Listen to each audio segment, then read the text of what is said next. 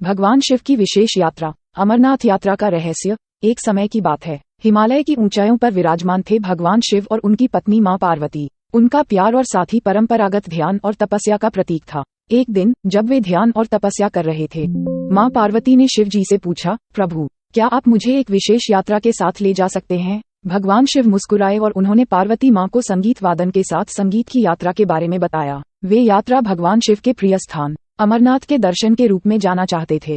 इसके साथ ही भगवान शिव ने कहा, ये यात्रा हमारे प्रेम और विश्वास का प्रतीक होगा और हम इसे सबके साथ साझा करेंगे। इसके बाद भगवान शिव और मां पार्वती ने यात्रा की योजना बनाई और ध्यान में डूबे रहने वाले साधकों को अपने साथ ले जाने का निर्णय लिया। इस प्रकार भगवान शिव की विशेष यात्रा अमरनाथ यात्रा की शुरुआत हुई। यात्रा का पहला दिन था और भगवान शिव और मां पार्वती ने अपने ध्यान और तपस्या से तपस्या शुरू की। साधकों ने भी यात्रा का आगाज किया और भगवान के साथ होने का सौभाग्य पाया। यात्रा के दौरान वे संगीत और मेडिटेशन का आनंद लेते रहे और अपने मार्ग पर गुरुवाया भगवान शिव से गुरुत्व प्राप्त करते थे। ध्यान और साधना के बाद जब वे अमरनाथ के आसपास पहुंचे तो एक बड़े ही अच्छे तरीके से भगवान शिव ने अपनी आंखों से शिवलिंग को देखा। वे आश्चर्य और प्रेम से भर गए क्योंकि यह शिवलिंग अनुभव के बावजूद ही दृश्यमान था। मां पार्वती ने भी अपनी आंखों से इस अद्वितीय दृश्य को देखा और उन्होंने भगवान शिव से पूछा, प्रभु, ये कैसे हुआ कि शिवलिंग दृश्यमान हो रहा है? भगवान शिव मुस्कुराए और बताया, मेरी प्रिय, जब साधकों और तपस्वियों की श्रद्धा और पूर्व कर्मों का परिणाम इस स्थान पर समागम होता है